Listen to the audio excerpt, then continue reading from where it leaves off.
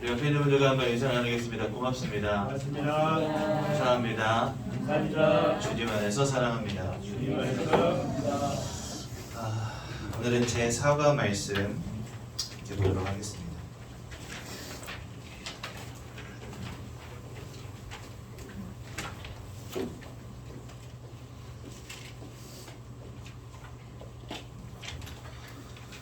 제 사과 말씀 인간의 방법이라는 제목으로 말씀 나누기 원하는데요. 골로새서 2장 8절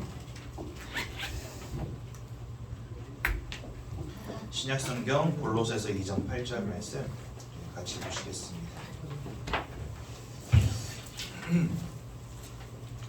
아마 골로새서 어디 있는지 잘 모르시는 분들 계실 거예요.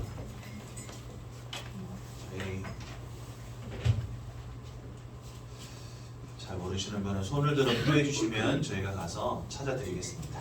골로새서 2장 8절 말씀.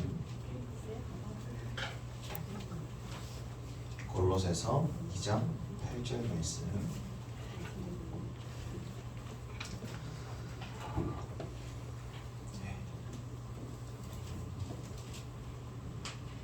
골로새서 2장 8절 말씀. 천천히 찾아주세요.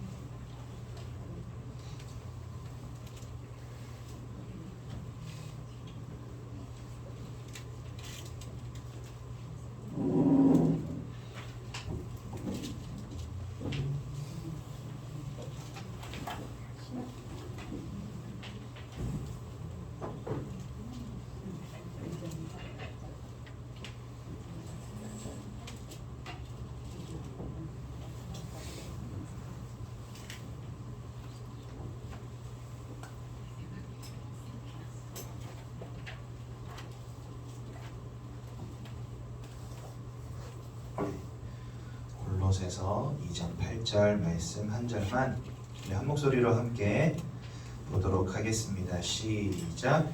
누가 철학과 헛된 속임수로 너희를 사로잡을까 주의하라.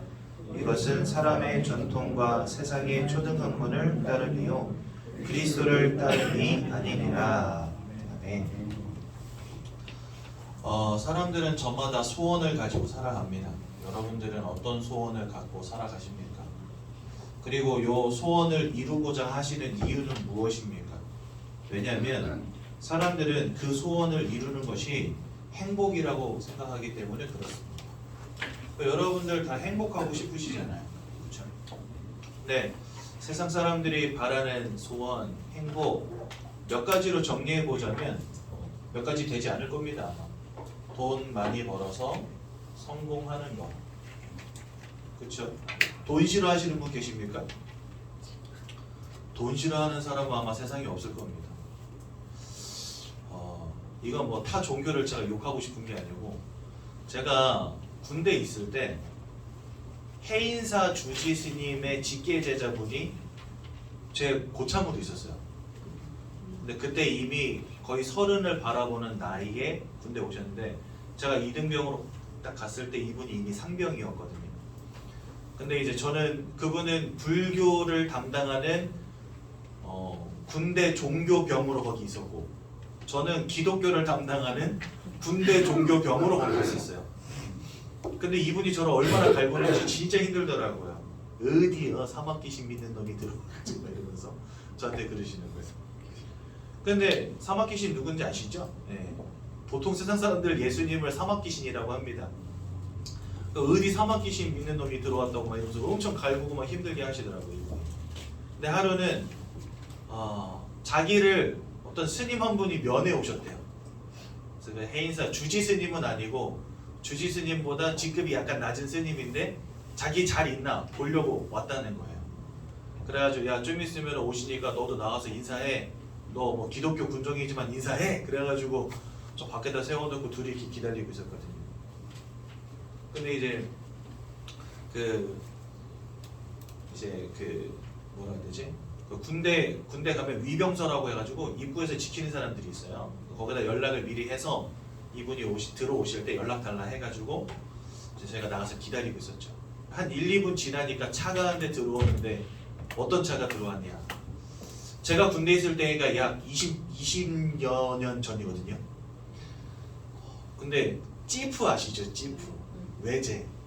그때 당시 찌프 최신형 모델 그거 다 타고 들어오시고, 그 다음에 내리는데 손목에 시계가 저는 뭐 시계 브랜드 이런 거 잘 모르는데 제가 봐도 야 저거는 한두 푼 하는 건 아닌 것 같다 싶은 시계 딱 차고 찌프에서 승복 입고 내리시더라고요. 그래서 제가 그 군종병한테 물어봤어요. 저기 불교는 무소유 아닙니까? 그랬더니 야 무소유라도 다닐 때 차는 타야지 이러시면서, 그래서 그걸 보면서 그래 뭐 아무리 무소유 정신을 주장하는 분들이라도 갖고 싶지요. 그렇죠? 돈 싫어하는 사람 누가 있습니까? 돈이 있으면 좋은 차도 살 수 있고 돈이 있으면 좋은 시계도 낄 수 있는데, 그렇죠? 그러니까 세상에 돈 싫어하는 사람은 없는 것 같습니다. 저는 목사인데 뭐 저는 그럼 돈 싫어할까요? 아니 저도 돈 좋아합니다. 예, 돈 쓰는 거 좋아하고 돈 많이 있으면 좋겠어요. 할 일이 얼마나 많은데 돈이 많으면, 그렇죠? 근데 세상에 돈 싫어하는 사람들 아무도 없습니다. 그리고 다 성공하고 싶어 하고요. 죽는 날까지 아프지 않고 건강하게 사는 거, 이것도 사람들은요 다 원합니다. 그게 소원이라니까요. 그리고 우리 자녀가 잘 되는 거, 뭐 이런 것들만 조금만 갖춰진다. 여러분들에게 이번 달은 카드값 얼마 나왔나 걱정하지 않을 만큼 통장에 돈이 많고 병원 별로 다니지 않을 만큼 건강하다. 여러분들 자녀들이 뭐 별로 속색이는 거 없이 잘 살고 공부도 잘한다. 그러면 여러분들 바랄 게 없겠죠. 바랄 게 없다는 건 뭐예요? 이게 여러분들의 소원 되었다는 겁니다. 그렇죠? 그러면 이러한 것들이 이루어지면 사람들은 그것이 행복이라고 여긴다는 겁니다. 그래서 사람들은요, 우리가 말하는 이러한 소원들이 사실은 인생의 목표가 되어 있죠. 근데 교회를 다니는 성도님들조차도 사실은 이 큰 틀을 벗어나지 못한다는 사실입니다. 여러분, 많은 종교인들이 종교를 가질 때 그 종교의 목적이 뭔지 아십니까? 이거 되는 경우가 태반이에요. 99.9%가 이거라고 보시면 됩니다. 4월 초파일 되면 왜 그 연등 이거 잔뜩 달아놓잖아요. 거기 가면은요, 이 연등을 그냥 다는 게 아니에요. 그게 다 불교를 믿는 신도분들이 연등을 하나씩 구입해서 자기의 소원을 적고 그 다음에 다는 거거든요. 많은 분들이 교회에 오면은요, 감사원금도 내고 합니다. 근데 그 감사원금에다가 열심히 기도 제목 적어요. 내가 받고 싶은 응답들. 그러니까 사람들이 종교를 믿고 기도하는 이유가 뭐냐? 사실은 이 목표를 달성하기 위해서 종교를 이용하죠. 그래서 많은 사람들이 예수 이름으로 기도하지만 하나님 이번에 시험 잘 보게 해주시고 아픈 게 있으면 낫게 해주시고 우리 자녀들이 승진하게 해주시고 이러한 어떤 내가 원하는 소원과 행복과 목표라고 하는 큰 틀을 벗어나지 못한다는 겁니다. 내가 예수 믿는 이유도 교회 다니는 이유도 절에 가는 이유도 천주교를 믿는 이유도 결국은 우리가 원하는 이러한 행복들을 이런 목표들을 달성해 가기 위한 하나의 도구 혹은 통로로 종교를 이용하고 있다는 거죠. 그러다 보니까요, 지금 시대가 기독교라든지 모든 종교들이 다 어떻게 흘러가고 있냐? 기복주의적으로 가고 있습니다. 기복이 뭐냐면 복을 구하는 걸 의미하거든요. 그러니까 다들 복을 구하는 신앙생활을 하고 있는 거예요. 이게 바로 우리가 사실은 종교를 갖는 첫 번째 이유라고 볼 수 있겠죠. 근데 여러분, 사실 중요한 것은 진짜 내가 믿는 그 하나님, 우리가 기독교에서 말하는 나를 구원하시고 내가 믿는 그 하나님이 정말 살아계신 하나님이 맞다라고 한다면, 이 땅을 창조하시고 인생의 목적을 두고 인생을 흘러가게 하시는 분이 하나님이라고 성경은 우리에게 말씀하시는데, 진짜 그게 맞다면 우리가 하나님을 믿을 때 하나님을 필요로 찾듯이 하나님도 우리를 부르실 때 필요를 따라 부르셨다는 거죠.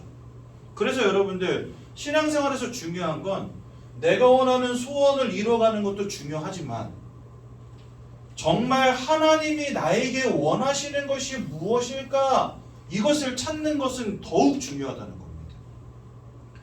많은 분들이 신앙생활을요 1번은 열심히 하는데 2번은 별로 관심이 없어요. 제가 예전에 되게 재밌는 영상을 한번 본 적이 있거든요. 근데 거기 보니까 이렇게 웃긴 캐릭터 같은 거 보면은 막 목소리를 저처럼 여러분 안녕하십니까 이렇게 하는 게 여러분 안녕하세요 이러면서 막 되게 빠르게 말하는 그런 웃긴 캐릭터들 있잖아요. 교회에 나온 어떤 성도님이 나와서 이제 기도를 하는 거예요. 교회에서 기도를 하는데 막 울면서 기도해. 하나님 들어주세요 이렇게 해주세요 저렇게 해주세요 이렇게 해주세요. 그래가지고 막 한풀 듯이 막 기도를 막 하고선 아유 이제 후련해. 아이고 후련하다 하고서 벌떡 일어나서 가요. 그러고 나서 그 다음 장면이 뭐였냐?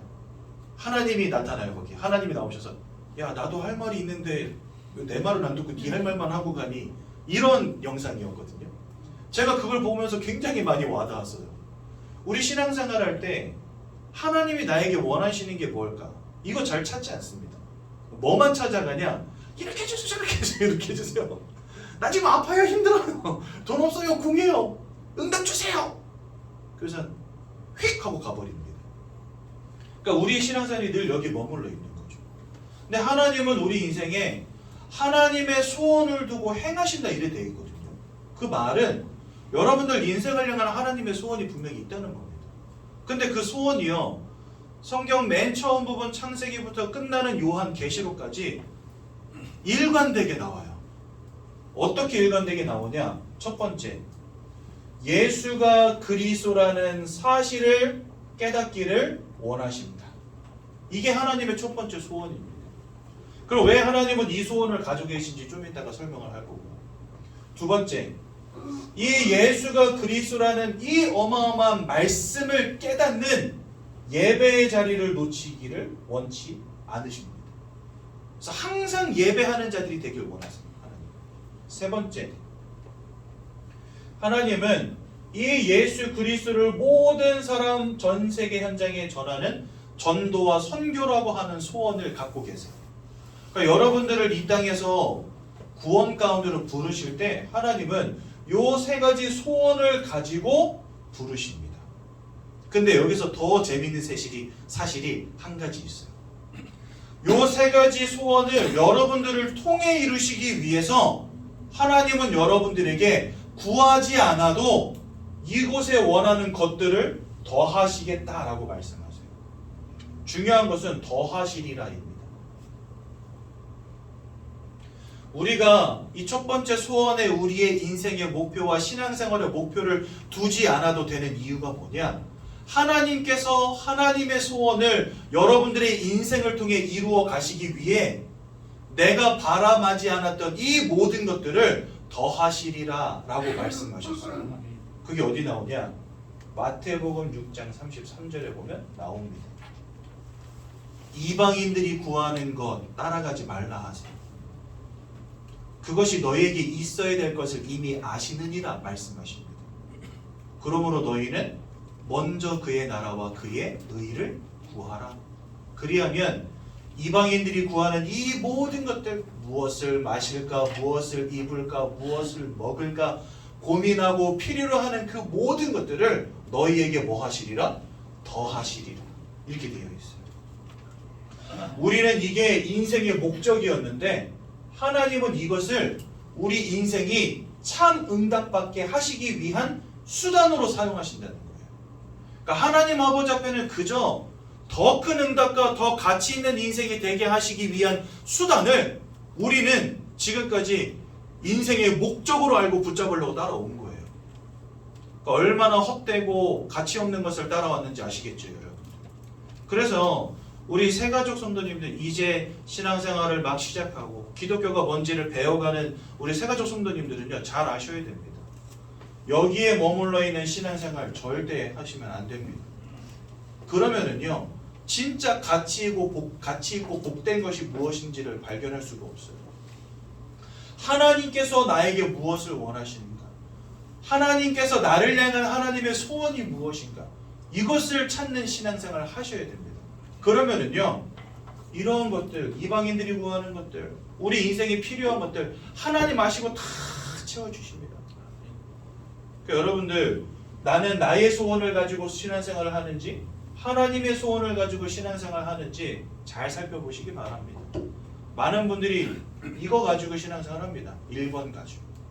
오늘 왜 내가 예수 그리스도를 알고 믿어야 하는가? 그리고 왜 나는 예배 축복 가운데 있어야 하는가? 왜 나는 전도와 선교, 특히 우리 가족들, 여러분들의 자녀들에게 이 예수 그리스도의 복음을 말해주지 않으면 안 되는가? 라고 하는 부분에 결론 내리는 귀한 날 되시길 바랍니다. 이거 좀 뭐 어려운 내용인데 이런 것들은 뭐 교회 장로님 이런 분들 들어야 되는 거 아닙니까? 아니에요. 첫 단추를 잘 끼워야 됩니다, 여러분. 신앙생활의 첫 단추를 잘 끼워야 돼요. 그러지 않으면은요, 예수 믿는다 하고 교회 문턱 넘으면서도 요거 따라다니다가 돈 잃어버리면 교회도 떠납니다. 건강의 문제 조금 오면 믿음도 버립니다. 자녀가 조금 어려움 당하면 하나님 욕합니다. 가장 가치 있는 구원의 축복 깨닫지 못하는 거예요. 그래서 여러분들 이게 인생의 목적 되어서는 안 됩니다. 절대. 신앙생활은 하나님이 나에게 원하시는 게 뭘까를 찾아가는 게 신앙생활이에요. 그렇죠? 응답받는 우리 새가족 성도님들 되시기 바랍니다. 이게 오늘 강단 말씀의 핵심이거든요. 그래서 여러분들에게 좀 전달을 해드려야 될 것 같아서 전달드렸고요. 지금 제가 드린 이 말씀이 조금 잘 이해 안 되고 더 듣고 싶다 하시면 우리 새가족부 통해서 여러분들 지금 이 영상이 녹화되고 있거든요. 그래서 또 들으실 수 있습니다. 또 들어보시기 바랍니다. 성경은 우리에게 이렇게 말씀하십니다. 왜 예수 그리스도를 우리가 알고 믿어야 하는가? 성경은요, 하나님께서 사람을 창조하셨다라고 말씀하십니다. 그게 창세기 1장 27절과 28절에 보면 잘 나와 있습니다. 창세기 1장 27절에 하나님의 형상을 따라 사람을 창조하셨다 이렇게 되어 있습니다. 하나님이 땅에 흙으로 모양을 지으시고 코에다가 생기를 후 하고 불어 넣었을 때 살아있는 영이 되었다라고 말씀하셔요. 그 말은 뭐냐면 하나님의 형상을 따라 창조된 인간은 다른 피조물들과는 다른 영적 존재라고 하는 것입니다. 여러분, 우리는 육신을 가진 존재죠. 또한 마음과 생각, 이성을 가진 존재입니다. 이건 세상 사람들도 다 인정하는 부분이에요. 근데 한 가지 관가하는 게 있습니다. 하나님의 형상을 따라 창조되었고 코에다가 하나님 생기를 불어넣으실 때 우리가 살아있는 영이 되었다라고 말씀하시거든요. 육신을 가지고 살아서 이 땅 가운데 살아가는 영적 존재로 만드셨다는 거예요. 그 말은 우리는 육신과 함께 마음과 생각, 이성을 가진 존재요. 또한 영혼을 가진 영적 존재라는 것입니다. 다른 피조물들은요, 영적 존재가 아니에요. 하지만 하나님이 인간만 그렇게 특별한 존재로 만드셨다는 거예요. 그래서 여러분들, 사람은 영적 존재이기 때문에 영적인 행위를 하는 유일한 존재입니다. 여러분들 여기 왜 나와 계십니까 지금? 하나님 말씀이 궁금해서 나오신 거잖아요, 솔직히 말하면. 이 땅에 개, 돼지, 고양이, 소 이런 동물들, 하나님 말씀 궁금해서 교회 가는 동물들이 있습니까? 없어요. 왜 그럴까요? 네, 우리와는 근본적으로 다른 존재들이기 때문에 그래요. 걔네들이 못나서도 아니고 IQ가 딸려서도 아닙니다. 근본적으로 우리와 다른 존재이기 때문에 그렇습니다. 그러니까 우리는 영혼을 가진 영적 존재, 영적 행위를 하는 유일한 존재예요. 또한 이 땅을 창조하신 하나님을 닮은 존재이기 때문에 창조의 행위를 하는 유일한 존재입니다. 무엇인가를 새롭게 계속해서 만들어내고, 그렇죠? 무에서 유를 만들어낼 수 있는 존재가 바로 누구냐? 그게 인간이라니까요. 이게 왜 가능하냐? 이 땅을 창조하신 하나님을 닮은 존재이기 때문에 그렇습니다. 이 형상을 닮았다는 것이 겉모습만을 말하는 게 아닙니다. 하나님의 성품도 닮았다는 겁니다. 하나님의 특이함도 닮았다는 겁니다. 하나님의 특성도 닮았다는 겁니다. 그래서 영이신 하나님을 닮아 영적 존재고, 이 땅을 창조하신 하나님을 닮아 창조의 능력을 가진 유일한 존재입니다. 그렇죠? 그럼 하나님은 왜 이렇게 사람을 특별한 존재로 만드셨을까요? 거기에 이유가 있습니다. 하나님이 이 땅을 창조하실 때 생명을 누릴 원리를, 행복을 누릴 원리를 모든 피조물들에게 허락하셨는데요. 예를 들어서 피조물들을 지으실 때 절대적 원리를 하나씩 주셨습니다. 여기서 중요한 것은 하나님이 주신 원리가 있다는 거예요. 모든 피조물들에게. 예를 들어서 물고기에게는 어떤 절대적 원리를 주셨냐? 물이라고 하는 절대적 원리를 주셨습니다. 그래서 물 떠난 물고기는 살 수가 없죠. 나무에게는 땅이라고 하는 절대적 원리를 주셨습니다. 그래서 땅에다 뿌리 내리고 살아야 됩니다. 나무는요, 무조건. 새는 어떻습니까? 공중을 날아다녀야 됩니다. 날개 꺾인 새는 살 수가 없는 거죠. 그것처럼 하나님이 사람을 지으실 때 사람에게는 어떤 원리를 주셨을까요? 이게 중요합니다. 여러분들에게 행복의 기준은 무엇입니까? 어떤 사람은 돈이라 말하고 어떤 사람은 건강이라고 말하고 어떤 사람은 사랑이라고 말합니다. 근데 여러분 그거는 그 사람 이야기지. 아주 돈을 귀하게 여기는 사람도 있지만 돈에 초연한 사람도 분명히 있습니다. 건강을 좋아하지만 태어날 때부터 불구인 사람도 있습니다. 이런 것들이 나에게 좋은 기준은 될 수 있겠지만 절대적 기준은 아니라는 얘기예요. 어떤 사람은요 사랑에 목매입니다. 그래서 오빠 죽으면 나도 죽을 거야. 오빠 떠나면 나도 죽을 거야. 막 이러면서. 근데 어떤 사람은요 그래 세상에 여자가 너밖에 없냐? 다른 여자 찾아갑니다. 다른 남자 찾아갑니다. 어떤 사람은 사랑 때문에 목숨도 잃는데요. 로미오와 줄리엣 물론 소설이지만 가문이 원수지간이지만 사랑 때문에 서로 죽지 않습니까? 그렇죠? 근데 저는 그 소설을 읽으면서 읽어보진 않았지만 그 소설을 영화한 영화를 보면서 감동의 눈물을 흘렸지만 사랑 때문에 죽을 일은 없을 것 같아요. 저는. 그죠? 그러니까 어떤 사람 이게 모든 사람들에게 공통적으로 적용되어지는 기준은 아니라는 거죠. 그리고 가장 중요한 것은 우리가 지금까지 말한 돈이나 성공, 명예, 건강, 사랑 이런 것들은 우리가 생각한 우리에게 필요한 것이지 하나님이 처음부터 여러분들에게 주신 원리는 뭐냐 하는 거죠. 물고기가 물을 선택한 게 아니라 하나님이 물고기를 지으실 때 물을 주셨다니까요. 나무가 땅을 선택한 게 아니라 하나님이 나무를 창조하실 때 땅속에 뿌리 내리고 살지 않으면 안 되는 존재로 만드셨다는 겁니다. 그렇다면 사람이라고 하는 존재를 창조하실 때 하나님은 어떠한 행복과 생명의 원리를 주셨냐는 거죠. 성경은 우리에게 뭐라고 말씀하시냐? 하나님 자신을 우리를 위한 절대적 원리를 주셨다 이렇게 말씀하십니다. 그래서요 인생은 하나님과 함께할 때 하나님께 예배하고 하나님 주시는 은혜를 누릴 때 행복한 존재 그 속에서 생명과 축복을 누리는 존재로 만드셨다 말씀하세요. 그래서 창세기 1장 28절에 뭐라 말씀하시냐? 하나님의 형상대로 창조되어서 하나님과 함께하는 이 축복 가운데 있을 때 생육하고 번성하여 땅에 충만하여 주고 모든 것을 정복하고 다스려라 이렇게 말씀 주십니다. 즉 하나님과 함께할 때 오는 축복이 바로 이건 거예요. 그러니까 하나님이 처음부터 여러분들에게 주신 생명과 행복을 누리는 원리는 뭐냐? 하나님과 함께하는 응답 가운데 있는 것입니다. 그래서 여러분들 하나님과 함께 해야만 하기 때문에 영이신 하나님을 알으라고 영적 행위를 하는 영적 존재로 만드신 거예요. 그러니까 여러분들을 그냥 하나님이 심심해서 영적 존재 만드신 게 아니에요. 여러분들은 하나님과 함께하는 축복을 누릴 수 있는 유일한 특별하게 창조된 유일한 존재라는 거예요. 그래서 원래부터 사람은 하나님과 함께하는 축복 가운데 지음 받은 것입니다. 그런데 어느 날 이 축복을 온전히 잃어버리는 근본적인 문제가 터져버리고 맙니다. 어떤 근본적인 문제입니까? 하나님을 대적하여 타락한 영적 존재가 있다고 성경 말씀하십니다. 그 녀석의 이름이 뭐냐? 바로 사단입니다.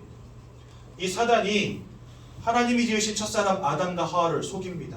창세기 3장 1절에서 6절에 보면 따먹지 말라는 선악과를 따먹는 죄를 범하고 말죠. 그것을 우리는 원죄라고 합니다. 원래 죄악이라고 하는 것이 이 땅에 없었는데 이 아담과 하와가 선악과를 따먹는 그 죄로 말미암아 죄가 사람 가운데 들어오게 되었다라고 로마서에 보면 나옵니다. 그리고 그 죄로 말미암아 모든 사람이 사망에 이르게 되었다라고 말씀하십니다. 그래서 이 선악과를 따먹는 이 죄는 뭐냐면 모든 사람들로 하여금 죄악 가운데 빠지게 만들었던 원래의 죄를 말합니다. 그래서 이 아담과 하와가 지은 이 원죄로 말미암아 여러분들과 저는요 죄 지은 것도 없는데 태어날 때부터 죄 아래 사망 아래 태어나게 돼버렸어요. 그래서 우리 이걸 뭐라고 하냐? 원죄라고 합니다. 그런데 여러분 요 사단도 중요하고 원죄도 중요하지만 가장 중요한 건 뭐냐? 사단에게 속아 죄와 사망 가운데 빠져버린 인생은 더 이상 하나님과 함께할 수 없는 하나님과 단절된 문제 가운데 빠지게 됩니다. 마치 물고기가 물을 떠난 것처럼, 나무가 땅에서 뿌리 뽑힌 것처럼, 새가 날개가 꺾여서 더 이상 공중을 날 수 없는 상태가 된 것처럼 하나님과 함께 할 수 없는 상태 가운데 빠져버렸는데, 그것이 곧 성경은 뭐라고 설명하시냐? 영적 사망이다 라고 말씀하십니다. 그러니까 여러분들, 지금 여러분들은요, 하나님과 함께하는 축복을 잃어버린 채 영적 사망 가운데 빠져있는 상태입니다. 그게 뭐예요? 지금부터 설명드릴 거예요.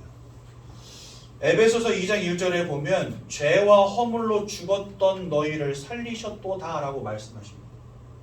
여러분들과 제가 하나님을 잃어버린 채 영적 사망 가운데 툭하니 빠져버렸다는 거예요. 그렇다면 이 영적 사망 가운데 빠졌다는 것이 무엇입니까? 이것을요, 저희는 6가지로 정리해 놨거든요. 그래서 6가지 죄송한 단어이지만 하나님을 믿지 않는 분들 저희는 불신자라고 표현하기 때문에 6가지 불신자 상태라고 합니다. 이 6가지 불신자 상태 가운데 모든 사람들이 지금 다 걸려 있는 거예요. 첫 번째, 요한복음 8장 44절에 보니까 이런 말씀이 있습니다. 너희는 너희 아비 마귀에게서 났습니다. 즉 우리가 우리의 영적인 배경 자체가 하나님과 함께하도록 창조되어진 인생이었고 하나님과 함께하는 인생이었는데, 창세기 3장 근본 문제, 사단에게 속아 죄를 범하고 하나님을 떠난 순간부터 우리의 영적 배경 자체가 하나님이 아닌 사단으로 바뀌어졌다라고 성경 말씀하세요. 이것을 세상 말로는요, 운명과 사주팔자라고 합니다. 여러분, 운명이 뭡니까? 내 힘으로 바꿀 수 없는 뭔가 정해진 내 인생의 길이 있다는 거예요. 근데 그것을 조장하고 그것을 주장하는 존재가 있다는 겁니다. 여러분들의 인생을 사로잡고 정해진 루트를 따라 여러분들의 인생을 이끌어가는 존재가 있다니까요. 그것을 주장하는 자가 있다니까요. 그 녀석의 이름이 뭐냐? 바로 사단 마귀라는 거예요. 그런데 여러분들, 이 사단 마귀의 존재를 요한복음 8장 44절은 뭐라고 표현하고 있냐? 거짓말장이요, 살인자라고 표현하고 있습니다. 그는 처음부터 살인한 자예요. 그 속에 진리가 없고 거짓으로 여러분들을 속이는 자라고 분명히 말씀하신다니까요. 또한 요한복음 10장 10절에는 뭐라고 표현되어 있냐? 도적이라고 표현되어 있습니다. 도적이 오는 것은 모든 것을 빼앗고 죽이고 멸망시키려는 것뿐이요, 여러분들의 인생을 운명과 사주팔자로 꽉 붙잡아 놓고 여러분들의 인생으로부터 모든 것을 빼앗고 죽이고 멸망시키려는 자가 누구냐? 바로 이 사단이라고 하는 녀석입니다. 여러분들의 인생을 축복하고 여러분들을 지키시고 여러분들을 인도해 가시는 하나님은 잃어버린 채 이제는 거짓말장이요, 살인자요, 도적과 같은 자가 여러분들의 인생을 꽉 잡고 있는 겁니다. 여러분들의 영적인 배경이 이렇게 바뀌었다는 거예요. 내가 착하게 사냐, 열심히 사냐, 돈을 많이 버냐, 공부를 많이 했냐와 상관이 없이 여러분들의 인생을 무너뜨리고 불행 가운데 빠지게 만드는 존재가 있다니까요. 계시록 12장 9절에는 이렇게 표현합니다. 천하를 꿰는 자라고 되어 있습니다. 맞습니다. 그는요, 천하를 속이고 하나님 알지 못하게 속이고 귀신 섬기게 하며 접신하게 하며 여러분들의 인생을 무너뜨리는 자, 이게 바로 사단이라는 거예요. 그러니 이런 자에게 여러분들이 영적으로 노예되어 버리고 포로되어 버린 겁니다. 왜 노예되고 포로되었다고 설명합니까? 그 누구도 운명이라는 굴레에서 벗어날 수 없기 때문에. 여러분들의 인생을 운명이라고는 족쇄로 채워놨다니까요. 그게 노예고 그게 포로지. 뭐가 노예고 포로입니까? 그러니까 나는 지금까지 그냥 태어나서 열심히 공부하고 일하고 직장생활도 하고 사랑도 하고 가정도 꾸리고 자녀도 낳고 그냥 행복하게 그냥 평범하게 잘 살아왔는데, 그 배후에 눈에 보이지 않는 그곳에 영적인 배경 속에 사단이라고 하는 녀석이 여러분들을 운명과 사주팔자로 붙잡고 여러분들 인생으로부터 모든 것을 빼앗고 죽이려고 해왔다는 겁니다. 처음부터 인생이 무너진 사람들도 있어요. 어렸을 때부터 막 상처로 트라우마로 무너진 사람도 있어요. 그냥 어렸을 때 별 문제 없다가 20대 30대에 문제 당하는 사람도 있어요. 40대 50대까지 별 문제 없다가 갑자기 큰 어려움 당하는 사람들도 있습니다. 그 시간표가 언제냐가 다를 뿐이지 여러분들은 지금까지 운명과 사주팔자라고 하는 영적인 배경 속에 살아왔다는 겁니다. 살아갈 것이고 그 속에서 죽는다는 겁니다. 그리고 모든 것을 빼앗고 죽이고 멸망시키려는 이 녀석의 역사가 어렸을 때 왔을 때도 있고 앞으로 곧 오실 분들도 있을 것이고 죽기 직전에 오는 사람도 있을 것입니다. 결국 중요한 것은 언제 그것이 오느냐가 아니라 이러한 인생의 문제와 내가 원치 않는 불행이 저주와 문제가 올 수밖에 없는 영적 상태 속에 우리가 지금 있다는 겁니다. 그런데 세상은 이걸 말해주지 않지요. 왜요? 우리가 영적 존재라는 걸 모르니까. 오직 성경만 말씀하시는데 영적 세계의 이야기고 영적 사실이다 보니까 우리가 지금까지 그것을 보지 못하고 깨닫지 못했을 뿐이지 성경 말씀하십니다. 하나님과 함께 해야 되는 인생이 하나님을 잃어버리고 이 운명과 서주팔자 가운데 빠진 겁니다. 그러면서 이 녀석은 우리로 하여금 계속해서 우상 숭배하게 만들어 버립니다. 막 문제를 줘요. 어려움을 줘요. 이것 해봐도 안 되고 저것 해봐도 안 되고 내가 아무리 열심히 해도 안 되어지는 그런 문제들, 불가항력적인 그런 문제들 막 가져다 줍니다. 돈으로도 안 되고 세상 방법으로 안 되고. 그러니까 사람들 뭐 해요 그때부터? 점집도 찾아가고 굿도 해보고 부적도 써다가 붙여보고 제사상도 차려보고 고사상도 차려보고. 여러분들 삶은 돼지머리가 도대체 여러분들 인생을 축복하겠습니까? 그런데요 사람들 돼지머리 삶아다 놓고 그것들 앞에 절한다니까요. 아 여러분들 북어대가리에다 명주실 둘둘둘 감아놓으면 진짜 사고 안 납니까? 이 실처럼 우리 인생이 가늘지만 길게 살고 싶다 그거거든요. 그래서 실 감아놓은 거예요 북어대가리에다가. 그거 차에다가 막 달고 다닙니다. 요즘에는 막 버스 안에다가 이렇게 다는 차 없지만 옛날에는 그냥 심심찮게 봤습니다. 저도 어렸을 때 봤을 정도면 불과 얼마 전까지만 해도 차에다 그거 달고 다녔다니까요. 버스 같은 경우는 차 사면 고사지네, 뭐 집 사면 고사지네. 이사 한번 갈래도 그냥 못 갑니다. 무당을 찾아가서 나를 물어봐야 되고 방향을 물어봐야 되고 몇 자리도 그냥 못 씁니다. 어느 쪽에다 해야 되겠습니까? 사업도 그냥 못합니다. 어디에다가 사업을 해야 돈을 벌겠습니까? 완전히 매이고 묶인 인생. 어떻게든 내 인생의 불행을 막아보고 싶고 어떻게든 내 인생을 축복받게 만들어보고 싶어서 열심히 차려놓고 빌고 깎아놓고 빌고 막 허리가 끊어져라 절을 하고 돈을 그냥 벌면 그거 갖다가 열심히 바치고 사람들은요 열심히 뭔가를 합니다. 근데 성경 고린도전서 10장 20절에 보니까 대저 이방인들이 하는 제사는 귀신과 교제하는 것이니라. 여러분 얼마나 무서운 말입니까? 성경 우리에게 뭐라고 말씀하시냐? 제사 지내고 고사 지내고 하는 이 모든 일련의 행위들이 사실은 불행을 막아주는 행위가 아니라 사단을 따르는 무리들, 귀신을 섬기는 행위라고 말씀하신다는 거예요. 그 여러분들 참 희한하죠. 제사 지내고 고사 지내면 지낼수록 가정과 가문과 후대가 막 무너지는데 저는요 어렸을 때 우리 가정의 가문이 왜 이렇게 무너지는지 이해를 못했거든요. 1년에 제사 10번씩 지내는 집이었습니다. 무당들 불러다가 스님들 불러다가 푸닥거리하고 고사 지내던 집이 바로 저희 집이었습니다. 작은아버지들 막 다 이혼하고 막 기형아 사촌동생들 기형아로 태어나고 사업 잘 나가던 사업 갑자기 무너지고 저희 큰아버님 암으로 돌아가시고 이런 말도 안 되는 일이 계속해서 벌어지는 거예요. 저희 동네 강씨 홍씨 모여 사는 동네입니다. 저희 할머니가 강씨 저희 할아버지가 홍씨. 그 동네가 다 일가 친척이에요. 옛날 시골은 다 시족사회였잖아요. 그러니까 저 완전 깡촌에 살았기 때문에 외부인이 거의 없었어요. 그런데 조상님들 묻혀있는 산에 가보면 빈무덤이 그렇게 많습니다. 이게 다 종갓집들이거든요. 다 열심히 제사 지내고 고사 지내는 집들. 근데 빈무덤이에요. 엄청 많아요 빈무덤이. 이 빈무덤들이 뭐냐? 가문의 장손들. 외지에서 객사했는데 왜 죽었는지도 모르고 어디서 죽었는지도 모르고 언제 죽었는지도 모르고 시신도 못 찾고 실종 1년간 지속되면요 사망 처리됩니다. 그래가지고요 그냥 무덤 써놓고 장례는 치렀는데 시신도 없이 그냥 무덤만 치르는 이 무덤만 만들어 놓은 게 어마어마하게 많아요. 가문의 장손들이 다 그렇게 무너지고 저주받고 죽어나가고 이유도 몰라 왜 이렇게 되는지. 열심히 섬기면 섬길수록 이것을 성경은요 귀신과 교제하는 행위라 말씀하십니다. 모든 것을 빼앗고 죽이고 멸망시키는 자와 교제하는 것이니라. 살인자와 거짓말장이와 교제하는 행위라고 합니다. 그러니 여러분 뭐가 남아나겠습니까? 우상숭배 하면 할수록 무너지는 겁니다. 그 여러분들 생각해 보세요.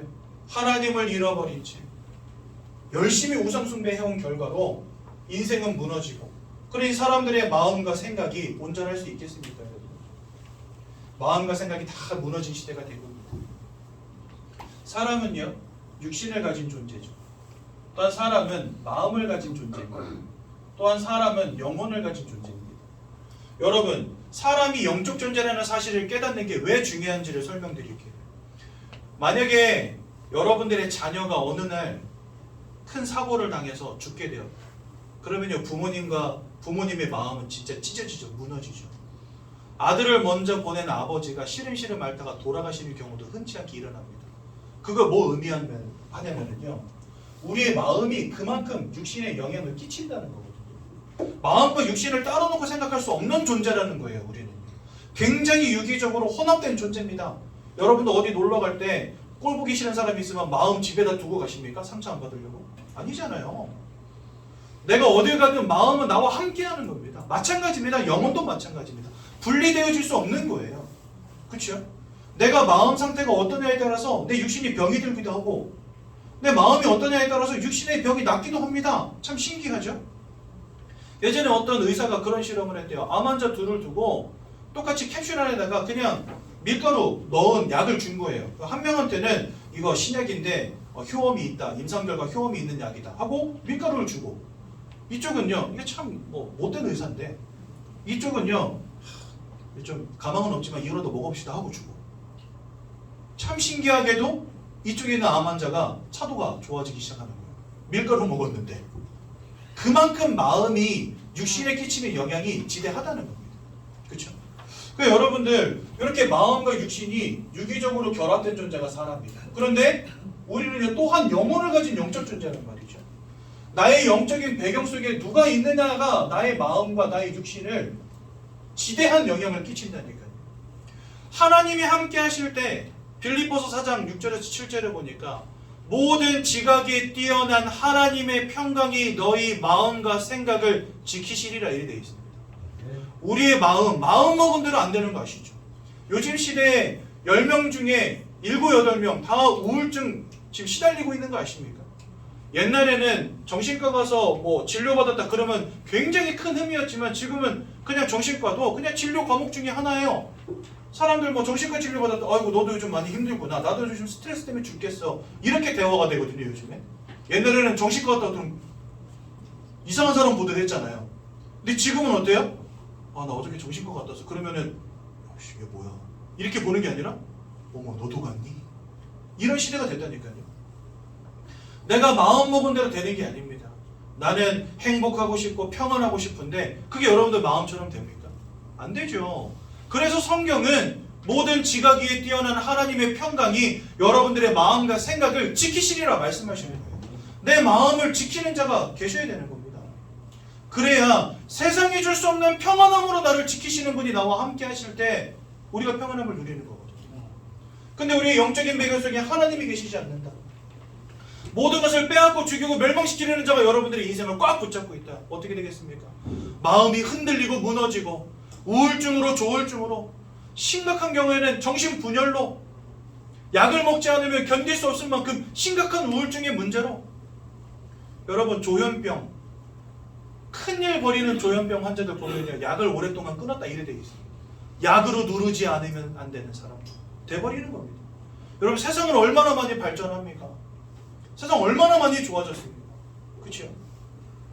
달찍고 온 건 벌써 70년 전 이야기고 이제는 화성에다가 식민지를 건설하는 시대가 앞으로 올 건데, 우주를 정복해가는 시대인데 사람의 마음을 정복 못해요. 그 수많은 과학자와 의사가 사람의 마음을 정복을 못한다니까. 여러분 정신병원에 가다 놓고 약 먹으면 그 사람의 마음이 날 것 같습니까? 아니에요. 약으로 하는 건 뭐냐? 그 사람 그 분노라든지 어떤 그 사람이 와 있는 정신적인 문제를 억누르는 것밖에 안 돼요. 정신과 약 진짜 진하게 드시는 분들 제가 많이 만나봤거든요. 눈이 멍하니 풀려 있어요. 정신이 그냥 나가 있어요. 그게 여러분 치유입니까? 아니죠. 누르는 거 외에는 할 게 없는 거예요. 우리의 마음의 문제를 무엇으로 치유하고 무엇으로 해결하겠습니까? 또한 우리의 영혼의 영적인 배경 속에 하나님이 아닌 사단이 존재하고 있는데 이 어떻게 해결할 거냔 말이죠. 그래서 오늘 읽은 성경이 뭐라고 말씀하십니까? 세상의 헛된 철학을 따라가지 말라. 그것은 초등학문밖에 되어지지 않는다. 우리는 그리스도 예수를 말하는 지식이 아니라 이렇게 말씀하시잖아요. 아무리 공부를 많이 한들 세상의 것을 열심히 따라간들 그것으로는 우리의 영적인 문제, 마음과 생각의 문제를 치유할 수 없는 겁니다. 그래서 성경은요 그것을 두고 초등학문이라고 하는 겁니다. 여러분, 사단에게 노예되어지고 포로되어진 상태, 열심히 우상 숭배한 결과로 사람들의 마음과 생각이 완전히 무너졌고 이제는요 그 삶과 육신이 병들어 버리는 겁니다. 부어라 마셔라. 들어가지 않으면 살 수가 없는 인생. 얼마나 사람들이 고되고 힘든지 주사기로 나가 죽을 것을 알면서도 마약을 꽂지 않으면 안 되는 인생. 여러분들 약을 먹지 않으면 잠을 자지 못하고 저 미국의 유명한 배우 마릴린 monroe 어떻게 갔는지 아십니까? 수면제 500을 먹고 영원히 잠들어 버렸어요. 이 여자 어마어마하게 이쁘거든요. 집이 얼마나 큰지 대저택인데 방이 40개가 넘는 방이 있는 그런 대저택에 삽니다. 여러분들 집 방 몇 개입니까? 뭐 좀 사시는 분들은 뭐 방 4개 혹은 5개의 집에 사시고 좀 힘드신 분은 원룸에 사시겠죠. 기껏해야 4, 5개인데 이 여자는요 대저택에 혼자 사는데 방이 40개라 50개라. 여러분들 욕조 있으십니까? 욕조에다가 금으로 도금해도 어마어마할 텐데 이 여자는 통짜 금으로 욕조를 만들어서 살았어요. 돈이 얼마나 많은지. 인기는 또 얼마나 많습니까? CF 섭외 계속 들어와, 드라마, 영화 섭외 계속 들어와. 사람들은 막 열광해. 통장에 돈은 쌓여가. 그런데 이 사람 인생은 그냥 저 시궁창 바닥에 있는 거예요. 약을 먹지 않으면 잠을 잘 수 없고. 그러니까 처음에 한두 알 먹었겠죠? 5개 먹어도 안 돼, 10개 먹어도 안 돼. 밤마다 자기 친구한테 전화해가지고 나 죽겠다 통화했다는 거예요. 그럼 전화 받는 친구는 더 죽겠지. 네가 돈이 없냐, 집이 없냐, 차가 없냐, 인기가 없냐, 얼굴이 없냐.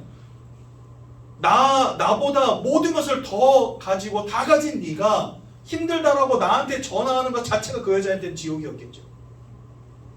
근데 마릴린 먼로 그렇게 하다가 너무 힘드니까 그냥 수면제 500알 먹고 죽어버렸어요. 영원히 잠들어 버렸어요. 여러분들 인생이 이렇게 무너지는 겁니다. 진짜 내가 영적 존재라는 사실로부터 내가 누군가를 보지 않으면요 절대로 답을 찾을 수가 없는 겁니다. 사람들은요 돈 벌고 성공하면 되는 줄로 여깁니다. 그러면 거기에서 행복이 온다고 여깁니다. 여러분들 보세요. 내가 육신적으로 성공하면 그게 내 마음에 행복된다고 생각합니다. 아니에요. 여러분들의 영적인 배경 속에 뭐가 있느냐가 여러분들의 마음과 여러분들의 삶을 결정한다니까요. 근데 세상은 내가 영적 존재라는 걸 모르니까 다 거꾸로 갑니다. 야 공부 열심히 해. 남자친구 여자친구 사귈 시간이 어딨어. 3포시대 5포시대 7포시대 됐다 말하잖아요. 고시원 단칸방에다가 방 잡아놓고 대학 다니는데 친구들하고 밥 한 끼 안 먹고 그죠? 그러고 살아가고 있는 청년들 지금 잔뜩 있다고 하지 않습니까? 다 포기하고 오로지 성공 오로지 돈 이거 가지고 이거의 표어가 돼가지고 3포시대 5포시대 7포시대 살아가고 있다니까요. 그렇게 해서 나중에 육신적으로 성공하면 뭐합니까? 진짜 마음에 행복 옵니까 여러분? 여러분들 지금까지 어렸을 때부터 공부 열심히 해라 좋은 대학 나와라 돈 많이 벌고 연봉 센 데 가면은 너 행복할 거다 이렇게 배워왔잖아요. 그래서 정말 세상이 행복합니까 여러분? 아니잖아요. 우리 솔직하게 말해봅시다. 여러분들 나이 40을 한자로 뭐라 하는지 아십니까? 불혹이라고 합니다. 불혹이라는 게 무슨 말이냐? 유혹에 흔들리지 않는다는 말입니다. 막 사람이 인생을 살다 보면은요 무너질 때도 있고 힘들 때도 있고 막 휘청휘청 할 때도 있어요. 그런데도 흔들림이 없어. 불혹. 절대로 흔들리질 않아. 나는 끝까지 성공할 거예요. 그런데 나이 50을 뭐라 하는지 아십니까? 지천명이다 합니다. 지천명이라는 말의 뜻이 뭔지 아십니까? 하늘의 뜻을 안다는 거예요. 그 왜 지천명이라고 했을까요? 나이 50대 되면 다 무당인 되고 무속인 되고 막 이래서 지천명입니까? 아니에요. 흔들림이 없이 딱 굳게 서가지고 성공을 위해 열심히 살아왔는데 나이 50대 되고 60대 되니까 이제 깨닫는 거예요. 인생이 내 맘대로 되는 게 아무것도 없구나. 자식도 그렇고 성공도 그렇고 돈도 그렇고 어느 날 갑자기 병이 들고 오고 그때야 비로소 깨닫는 겁니다. 아, 내 인생 이 운명 절대로 벗어날 수 없는 운명과 사주팔자 속에 있구나를 깨닫는 게 나이 50대라는 거예요. 여러분들 인생은 뭐 다릅니까? 행복하십니까? 지금까지 진짜 세상이 말하는 진리, 세상이 말하는 성공 열심히 따라서 살아왔는데 안 되어졌잖아요.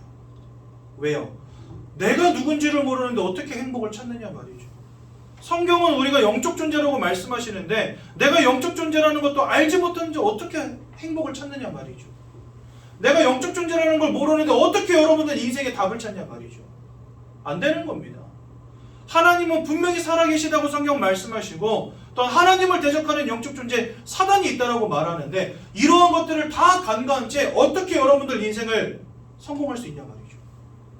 적을 알고 나를 알아야 100번 싸워 100번 이기는 것이지 적을 모르고 나를 모르는데 어떻게 여러분들 싸워 이길 겁니까? 그래서 내가 영적 존재라는 것을 아는 것은 굉장히 중요한 겁니다, 여러분. 그리고 내가 알지 못하는 영적 세계와 영적 존재들이 있다는 것을 아는 것은 더욱 중요한 겁니다. 살아계신 하나님을 알아야 되는 것이고 그 하나님을 대적한 존재 사단이 있음을 알아야 되는 것이고 그런 나를 구원하시기 위하여 이 땅에 오신 구세주가 계심을 아는 것은 더 중요한 거죠. 그거 모르니 영적으로 노예되고 포로되어지고 열심히 우상 숭배하다가 마음과 생각과 삶과 육신이 무너지는 인생 사는 겁니다. 나는 열심히 산 죄밖에 없는데 최선을 다한 죄밖에 없는데 왜 인생이 안 되어지는지 알 수 없는 인생이 되는 거예요. 여러분 뭐 술로 마약으로 중독의 문제로 사람들 다 무너지고 있습니다. 지금 난리 났죠, 여러분. 이 시대는 지금 정신병의 시대라고 말할 만큼 사람들의 마음과 생각이 완전히 무너져 버린 시대예요. 그래서요, 막 가정이 깨어지고 여러분들이 후대가 고통당하고 자살과 같은 극단적인 선택을 하기도 하고 우리나라 OECD 국가 중에 자살률 1위 국가인 거 아시죠? 1시간에 2명씩 죽습니다, 우리나라가. 어마어마한 숫자 아닙니까? 지금도 우리 예배드리는 이 1시간의 짧은 시간 동안에 전국 어디에서는요 손목을 긋고 목을 매닫고 독극물을 마시고 있다는 거죠. 2명이. 너무나 많은 사람들이 인생을 극단적인 선택으로 끝내버리고 더 중요한 건 뭔지 아십니까? 히브리서 9장 27절에 보니까 지금 이렇게 살아가는 것도 지옥 같은데 나중에 죽어서는 정말 지옥으로 가게 된다고 성경 말씀하십니다. 사람이 한 번 죽는 것은 정하신 것이요 그 이후에는 심판이 있을 것이다 말씀하십니다. 천년만년 사시겠습니까 여러분들 이 땅에서? 살고 싶어도 살 수가 없습니다. 왜요? 한 번 죽는 게 정해져 있거든요. 누구나 한 번 가야 됩니다. 그 이후에 심판이 있다 하시는데 그 심판 이후에 천국과 지옥이 결정나는 겁니다.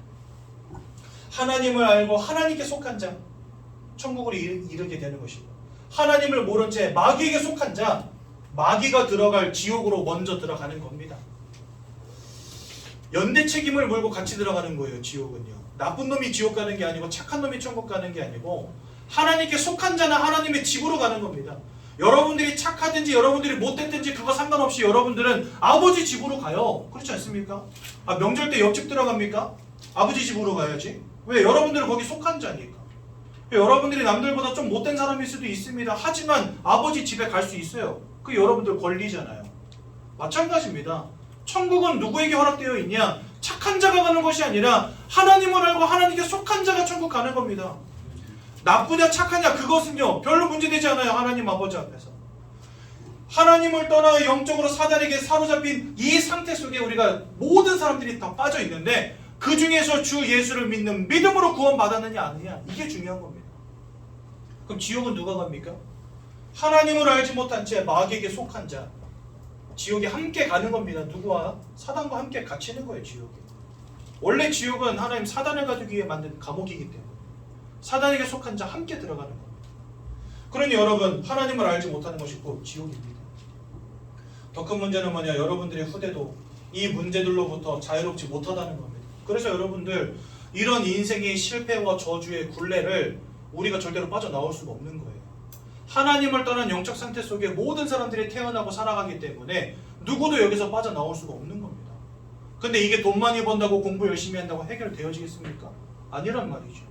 그래서 하나님은 창세기 3장 1절에서 6절에 이 근본 문제 터지자마자 창세기 3장 15절에 야 너네가 죄를 지었으니까 이제부터 착하게 선하게 살아 헌신 봉사 열심히 하면서 살아 남 도우면서 살아 죄짓지 말고 살아 그러면 내가 구원 줄지도 몰라라고 말씀하지 않으시고 우리가 하나님을 떠나버린 이 문제가 어떠한 문제인지 하나님 아시기에 처음부터 내 힘으로 해결되어지는 문제가 아닌 것을 아시기에 처음부터 범죄하자마자 하나님은 우리에게 구원자를 보내주겠다고 약속하십니다.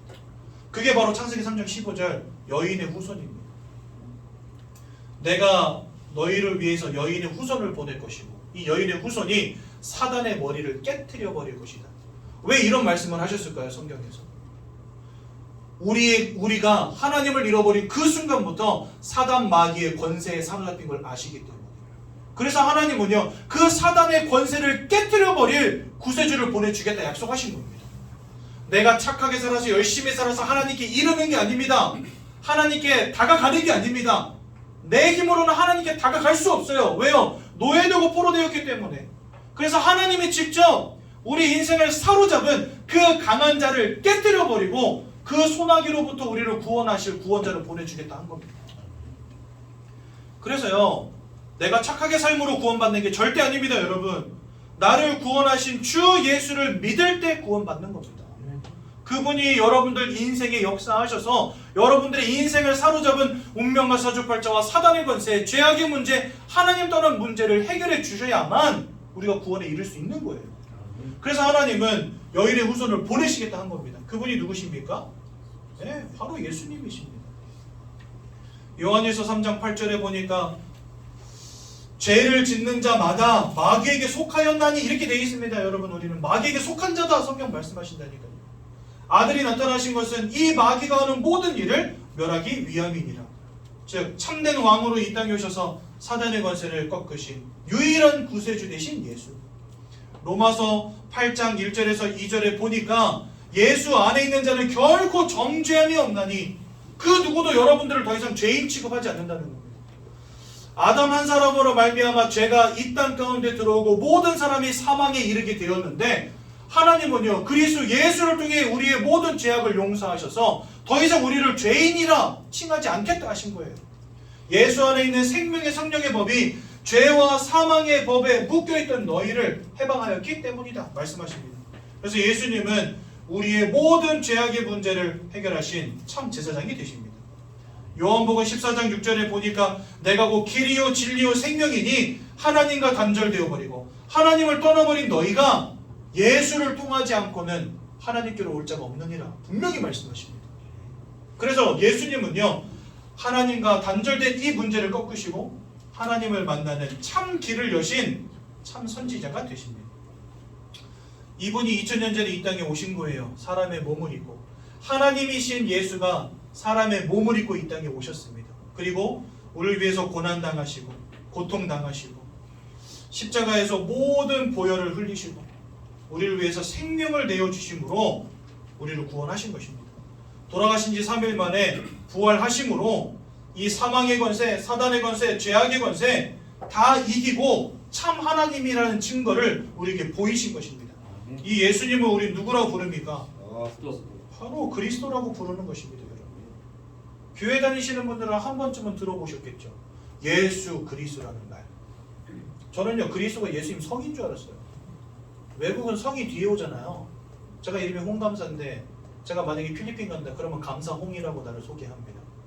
왜냐? 성을 뒤에다 놓으니까. 그래서 예수 그리스도 하길래 나는 그리스도가 예수님 성인 줄 알았다니까요. 근데 그게 아닙니다.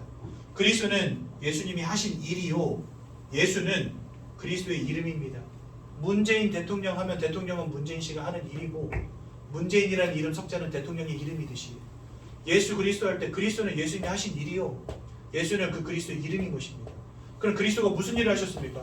왕으로 제사장으로 선지자로 오셔서 사단의 권세 죄악의 문제 하나님 떠난 문제를 해결하신 분 그분을 그리스도라고 부르는 겁니다. 그래서 예수 그리스도십니다. 예수 그리스도를 믿고 마음에 영접할 때 하나님의 자녀가 되는 권세를 주신다. 요한복음 1장 12절 말씀하십니다. 여러분 그 예수를 만나 하나님 자녀 되어야지 안 되겠습니까? 하나님을 만나 예수를 통해 하나님을 만날 때 우리가 이 근본 문제와 이 불신자한테 6가지에서 빠져나오는 것입니다. 나의 영적 배경이 사단이었는데 하나님으로 바뀌어지는 것입니다. 그때부터 여러분들이 우상 숭배가 아닌 예배 축복 가운데로 들어갑니다. 그래서 여러분들 예수 그리스도를 알고 예배 축복 가운데로 들어가는 거예요. 지금까지는 마음이 무너지고 생각이 무너지고 삶이 무너지고 육신이 고통받는 인생을 살아왔다면 이제는 하나님의 뜻과 소원을 이루는 전도와 선교의 축복 가운데로 들어가는 겁니다. 그래서 이게 여러분들 하나님의 소원이라는 거예요, 이게. 근데 이게 제 말이 아니라 성경에 그대로 나와 있다니까요. 창세기부터 요한계시록까지 하나님은 요거 3개밖에 이야기 안 하세요. 성경의 핵심과 주제가 이거 3개입니다. 왜요? 우리가 이 문제 속에 있으니까. 여기서 빠져나오는 유일한 길은 예수밖에 없으니까. 그 예수를 알고 누리는 게 예배니까. 그리고 우리 인생의 참된 축복은 전도와 선교를 통해 응답받는 거니까. 그러니까 하나님의 소원은 이거라니까. 즉, 이 3가지가 이 구원의 길 복음 메시지를 정리해 놓은 거랑 마찬가지인 거예요. 예수를 믿을 때 여러분들 여기서 해방되는 겁니다. 예수를 믿을 때 구원받는 겁니다. 예수를 믿으면 뭐 돈 좀 벌고 성공하는 거. 여러분, 우리 이 수준에서 빨리 빠져나와야죠. 영적인 사실을 안다면 내가 왜 예수 믿어야 되는지 결론이 난다니까요. 근데 이거 모르면 그저 교회 문턱 넘으면서 이거 하는 거예요. 이거. 여러분들은 정확하게 바르게 시작하시기 바랍니다. 첫 단추를 제대로 끼시기 바랍니다. 그게 여러분들이 사는 방법이고 축복받는 방법이고 여러분들의 가정과 가문과 후대가 사는 방법이라니까요. 다른 거 하지 마시고 이 복음만 붙잡아야 됩니다. 이거 안 하면 안 됩니다. 오늘 예수를 마음속에 영접하시고 하나님 자녀 되십시오. 그게 내 인생의 결론 돼야 됩니다. 제가 여러분들 도와드릴 건데요. 마음으로 믿을 때 의에 이르고 입으로 시인할 때 구원에 이른다. 성경 말씀하십니다. 로마서 10장 10절에. 그래서 여러분들 이 시간 저와 함께 저의 기도를 따라서 함께 기도하시고 예수를 마음에 영접하여 하나님의 자녀들의 축복 누리시기 바랍니다. 두 손을 모으시고 두 눈을 감으시고 제가 하는 기도를 따라서 함께 기도하십시오. 사랑의 하나님, 저는 죄인입니다. 제가 왜 고통당하는지, 왜 원치 않는 문제 당하는지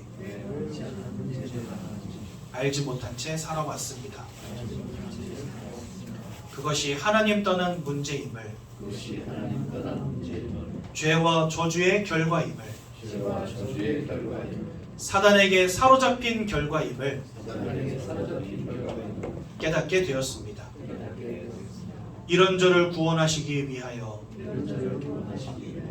예수님께서 그리스도로 이 땅에 오셔서 십자가의 죽으심으로 하나님 떠난 문제와 죄와 저주의 문제와 사단의 권세를 꺾으시고 저를 구원하신 사실을 믿고 제 마음속에 영접합니다. 제 마음속에 주인으로 구주로 오셔서 저를 구원하여 주시고 하나님 자녀 삼아 주옵소서. 예수님의 이름으로 기도드렸습니다. 아멘. 제가 한번 오늘 사과 말씀해야 되는데 사실 뭐 제가 이 메시지 하는 중에 내용이 다 들어 있었습니다. 간단하게 내용 좀만 짚고 넘어가면요. 여러분들에게 정말 근본적인 문제는 돈의 문제도 아니고 건강의 문제도 아닙니다. 성공의 문제가 아니라 내가 지금 사단의 권세 아래 죄악의 문제 가운데 하나님을 떠난 상태 가운데 있다는 것을 깨닫는 거, 이게 중요하다는 거예요. 문제가 이해되어지지 않으면 여러분 답을 찾을 수 없거든요.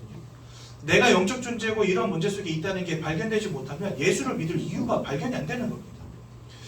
그래서 여러분 세상의 방법으로는 절대로 구원받을 수 없는 것입니다. 왜요? 세상의 방법으로는 내가 누군지 영적 문제가 무엇인지 알 수 없기 때문에.